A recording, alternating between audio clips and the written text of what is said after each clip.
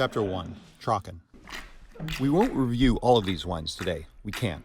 There are too many and some haven't even been released, but we are going to fling ourselves, rapid-fire style, around Lauer's Nook of the Czar. We're going to review the most important wines Florian made in 2024, and while the exact style, dry or off-dry, might change a bit every year, the sites from which the wines are sourced stay the same. So this immersion experience will be useful beyond the 2024 vintage. We'll begin with the dry wines, exploring the hierarchy and the various vineyard sources. We'll give a bit more context on all the wines as we continue, but right now let's take a quick look at the 2024 collection graph. If you don't have a copy of this in front of you, you can find it at our website on Lauer's grower page. You'll have to scroll down to the very bottom. This chart should tell you basically everything you'd ever want to know about the 2024 collection, from the AP number, residual sugar, to the acidity. But more importantly, I think, on the left side of the graph, we've provided the larger framework for the wines, both in terms of style, meaning dry, off-dry, or Prat-a-Cut, and the quality level, meaning estate, village, premier cru, or grand cru. You'll note there are two estate wines, only two, the dry number 16 and the off-dry or fine hair Barrel X. That's it. Both the estate wines are sourced more or less from the same places. First, they come from the younger vine parcels all around Lauer's hometown village of Isle, but they also come from small parcels from other Czar villages like Saarburg, Wiltingen, and Kansum. In other words, these appellation wines are sourced from multiple villages in the Czar. Think of them as Lauer's platonic ideal of what a simple, delicious Czar wine should be. One version dry, the other just off-dry. As you might expect, things get much more specific as we go up the quality ladder. In fact, everything above these two wines comes only from the village of Isle. The first village-level dry wine we'll look at today, the number 25, comes from two sites tucked behind Isle, the Scheiterberg and the Rauberg.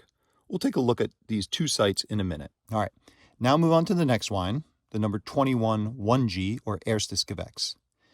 If the 1G thing is coming out of nowhere for you, that's okay. It's a relatively new classification you're going to see, at least with VDP wines. These are basically the premier cru wines. You'll note that Lauer only makes one of these 1G wines, and it is sourced exclusively from the cherry fillet of the Scheiterberg, with vines well over 40 years old. Again, we'll take a look at this site in a moment. A quick note on production. Processes change as we move from estate to village level and then to premier and grand cru. The estate wines, both the number 16 and the Barrel X, are just pressed directly, the whole bunch is thrown into the press, all stainless steel is used, and voila. This is the lightest, most classical style, Czar Gatorade, pure electrolytes. The village-level wines are also direct press, but the wines may spend more time on the lees, they can have slower fermentations, and parts of the wines may see older oak barrels for élevage. The 1G and GGs see a really unique process. I'm not sure I know of another estate that makes dry wines quite like this. Basically, the whole bunches are thrown into the press, and a very delicate pressing is employed. It's so gentle that only the ripest, biggest, and softest grapes burst. It's a very selective process. This juice then sits in the press with all the other grapes, and a maceration takes place. It can be an hour or a few hours depending on the vintage. The 1G sees roughly half stainless steel, the other half old barrels. The GGs all go into old foeders. Lauer normally also makes 4 GGs. One, the Lampertskirch, is tiny in production and it all goes to the German auctions. Then we have the 3 Grand Cru sites that are better known, Koop, Saarpfalz, and Schoenfels. Note the GGs are released much later than the rest of the collection. While in the off-dry and Prat-a-Cut wines, Lauer can unabashedly explore a wild array of fruit, it's notable that he uses the dry wines in a completely different way. They are always herbal, floral, soil-driven, smoky. They feel to me sometimes like tea or botanicals. It's also worth noting that the dry wines in 2024 are dry, like D-R-Y, dry. Of the 8 dry wines Lauer made in 2024, only one of them has over 1 gram of sugar, the number 21 1G that you have in your glass. And even that has only 1.7 grams, which in the world of German Riesling is nothing. Remember, in Germany, a Riesling can have up to 9 grams or even 10 and still be legally labeled as dry. I would say many or most dry Rieslings in Germany still have a few grams of RS, 3 to 4 grams or even a bit more.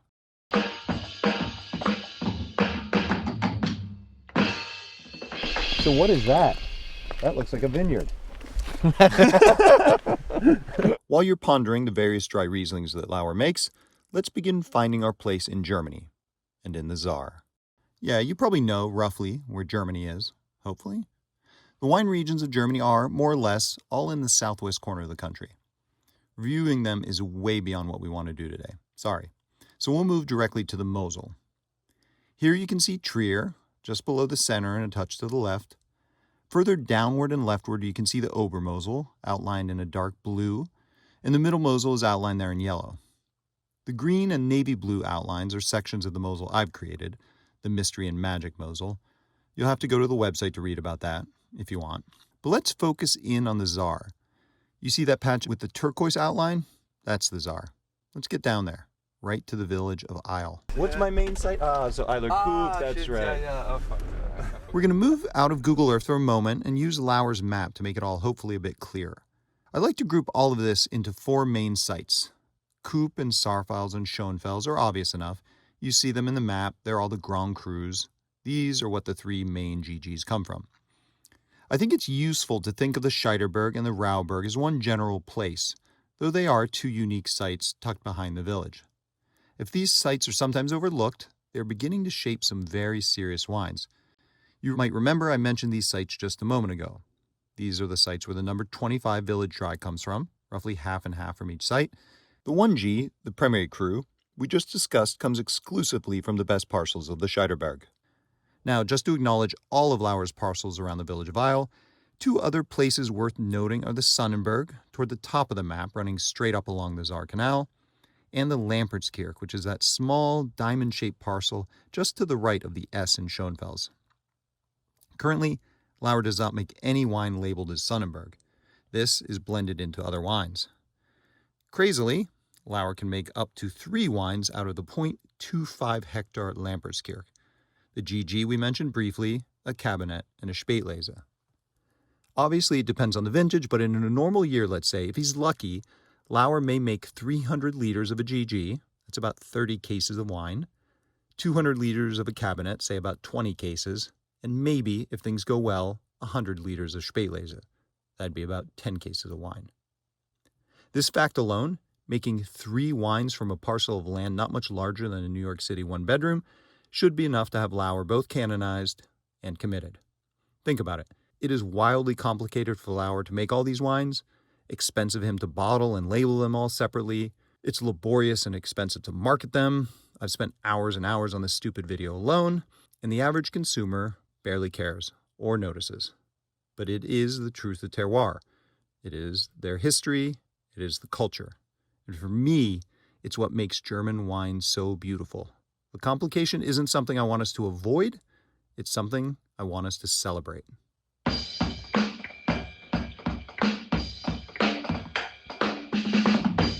Chapter 3, Trocken Feinherb. Okay, let's move on to one of the most important categories for Lauer, the wines that he labels Trocken to Feinherb. This is the magical, uncategorizable genre of wines that just drive people absolutely insane. Is this a dry wine? Is this an off-dry wine? Answer to both of these questions is hell yes.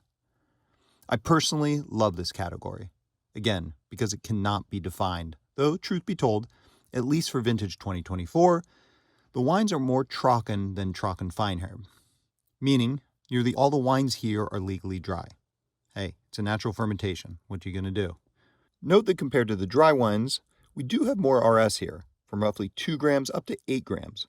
Legally, they could all be classified as dry, but they do have more RS.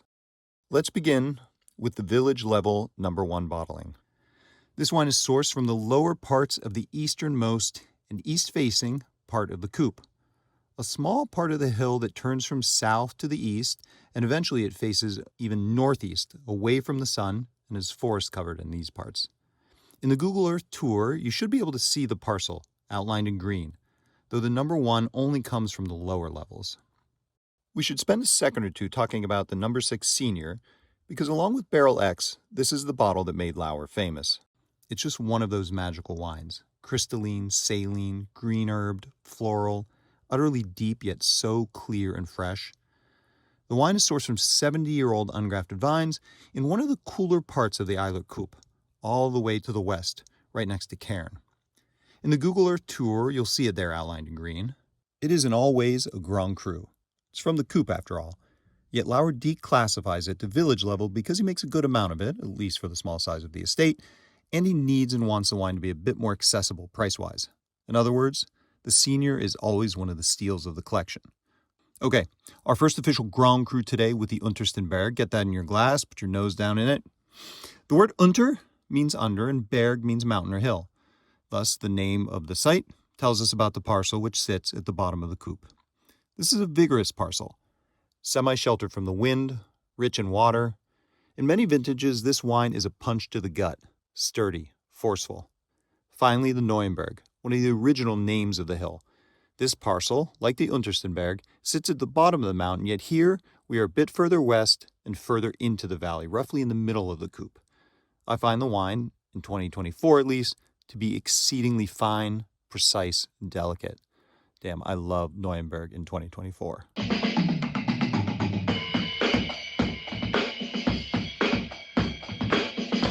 Chapter 4. Labels. We should take a quick second to review the labels, as they provide a good amount of coded information. You might know that the hallowed Czar is, administrative and legally, contained within and subservient to the official appellation of the Mosel. This is, as a point of fact, total bullshit. Both the Czar and the Ruwer are as different from the Mosel as the Côte de Nuit is from the Côte de Beaune, probably more so. At Von Boden, we do not recognize the legal authority of the Mosel over the Czar. And neither does Lauer. Sort of.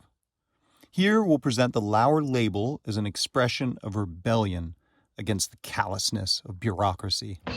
Now, see the word Czar written in a dark black font front and center in the middle of the label? This has no legal function here. It's just making itself, the region Czar, known. Think of it as a big middle finger to the Mosel. Only administratively speaking, of course. Now, see the word Mosel, written in a sickly, faded gray font, tucked way down in the lower right-hand corner of the label? That is a legally required appellation, shoved in the corner and barely visible. In other words, yes, Lauer has to write Mosel on his label, but he wants you to forget that and know that the Czar is where we are. Honestly, while we're here, we should also point out a few other things on the Lauer label. There are more secrets hidden here for you. Okay, first, basic, but we should note that the two estate wines have unique labels. They don't have the standard formatting of the others, with the circles and the diagonal lines. So you see these labels, you know they are the basic estate wines. As we've mentioned, there are only two, the number 16, which is dry, and the off-dry or Feinherb Barrel X. Then we move to the village level wines, like number 1 or number 3, or the famous number 6 senior. Note the green circle here. For you German speakers, you'll see the Ortswein declaration. This is a village level wine. So, if you see a green circle, then you know you have a village level wine. If you see a gold circle, well, you know you're dealing with a Premier Cru, the 1G we've spoken of, or a Grand Cru. All this is sort of easy and obviously, once you notice it. One more quick point. Check out the tiny circle way at the bottom and center of the label. You see them? They can have either a small T inside the circle. This stands for Trocken, meaning dry. Or they can have a small F. This stands for Feinherb, meaning slightly off-dry. But where the shit gets serious, with the awesome, also crazy, TF option, meaning both Trocken and Feinherb. The TF designation is for those wines that are neither perfectly dry nor really off-dry tasting. It's amazing. These labels are like Egyptian hieroglyphics. Once you know the code, you're in. Okay, chapter 5, Feinherb. Okay, back to the wines. We arrive at the Feinherb style. We know what to expect here, right? Delicately off-dry wines. Barrel X we've discussed. It's one of our most important wines. This is just Lauer's platonic ideal of an off-dry Czar wine. It has a magical combination of texture, lightness, energy, acidity. What can I say? Believe the hype. Then there are two village-level Feinherbs. Both are stunning. Number 3 is something of a baby stern. It's sourced from a parcel just east of the stern, and eastern facing, as it were. With about 16 grams of RS and almost 10 grams of acid, this is a nervous and quivering wine with beautiful green notes, spearmint and lime. I think the wine almost finishes dry feeling. Next, the number 4 is analytically quite similar to number 3. Has a little bit more RS, a little bit less acidity, though this all depends on the vintage.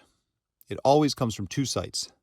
Half from the Sonnenberg, that site north of the village, and the other half from the Scheiderberg, that site tucked behind the village of Isle. Then we come to the Grand Cru Cairn. This is easily one of Lauer's top wines of the vintage. We jump up here to nearly 40 grams of RS and with about the same amount of acidity, 9.8 grams. The name Cairn is the name of a wealthy industrialist who once cleared the site in the early 20th century, when the Mosel and the Saar produced what were considered the greatest white wines in the world, which they still are. As discussed, directly next to the Cairn is that westernmost parcel from which Senior is sourced. That said, the Cairn is normally a deeper, richer, and more powerful wine. And finally, the Stern. Stern means forehead in German, and the wine is sourced from the top parcel of the Coupe, the forehead of the whole mountain, as it were. Here, at the top of the mountain, the old vines struggle in the rocky soils and are battered by the winds. But damn does their struggle normally make a beautiful wine. In 2024, because of the frosts, Lauer made only 30 cases of this angelic off-dry Riesling. Should you ever see a bottle of this god juice, please indulge. I definitely want to go to Schönfels. Yeah. And then So wait here, stay here. I can't pick up. Can I read? Chapter 6, Prodicot. Curiously, while much or all of Lauer's initial fame came from the dangerous middle ground bottlings, those undefinable dry tasting wines, in the last 10 years or so his Prodicots, meaning the Cabernet, Spätlese, and Ausleses, have become amongst the most serious bottlings in Germany. Especially, for me, the Cabinets. He doesn't make all that many of them, but holy hell are they good. At this point, honestly, for me, I don't know anyone doing it better. Julian Hart maybe, Vollenweiter, Willi Schaefer. Regardless, it's a very small circle of the truly elite. Lauer normally makes 2 regular Prodicots from the Coupe, a Cabinet number 8 and a Spätlese number 7. These wines can be sourced from all around the Coupe. Often, Lauer will also make an auction Cabinet and a Spätlese, the number 5 and number 23 respectively. These are made from special selections in the cherry parcel of the Coupe, from where the GG comes from. Depending on the vintage, as discussed, Lauer may also make a Cabinet and a Spätlese from the Lampertskirch site. And finally, since 2021, Lauer has also made a touch of Cabinet from the Schönfels. A moment should be spent here because this is one of the most awesome sites of the Saar. It's something of a cliff vineyard with 100-year-old ungrafted vines. At the bottom of the site is so steep and the cliff below so large that the workers have to be fixed up with carabiners to the tractors above. A fall here could be deadly. I should note too the extreme force and structure of Lauer's cabinets. Most of them have only between 25 and 30 grams of RS and just unreal concentration and bonkers acidity. Oftentimes they can feel almost dry to me. Keep in mind most, cabinets have twice or more residual sugar. This is true for Lauer's Prodicots, but maybe it's true for all of his wines. Maybe they aren't for everyone. On the one hand, they are unapologetically specific. Even with a 20-minute video explaining them, you're probably slightly confused. I've been selling Lauer's wines since the 2007 vintage, and I'm still learning. Hell, part of this video is probably therapy for me. But in the end, this is the Saar. It's a holy place, a rarefied place. And the confusing truth is that while Lauer refuses to dumb down any of this, while he refuses to make any concessions, to make any of it simple, more commercial, easier to talk about, easier to sell, the wines remain among the most popular in our book, which is wild to me. Honestly, it gives me a certain amount of optimism. It makes me feel like despite all the bullshit in this world, when beauty, real beauty, honest deliciousness is presented to us, we take notice. Even if we don't understand the first thing about it, we do understand beauty. Thanks for coming. I think that's the point, which is what we should do, and which is secondly the most complicating, and that is something which makes sense to work for.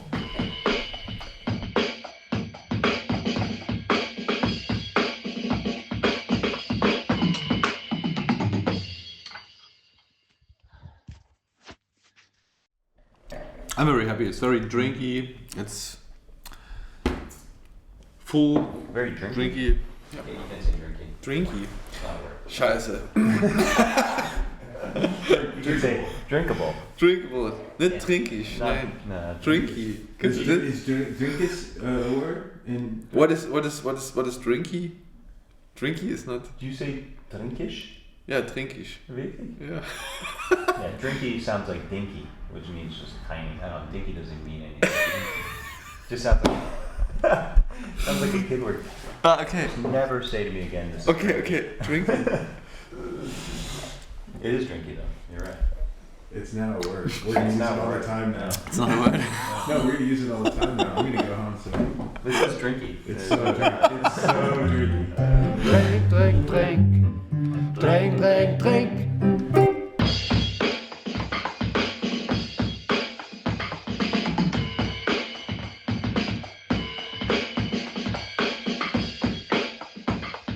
Steep mountain winemaker are heroes.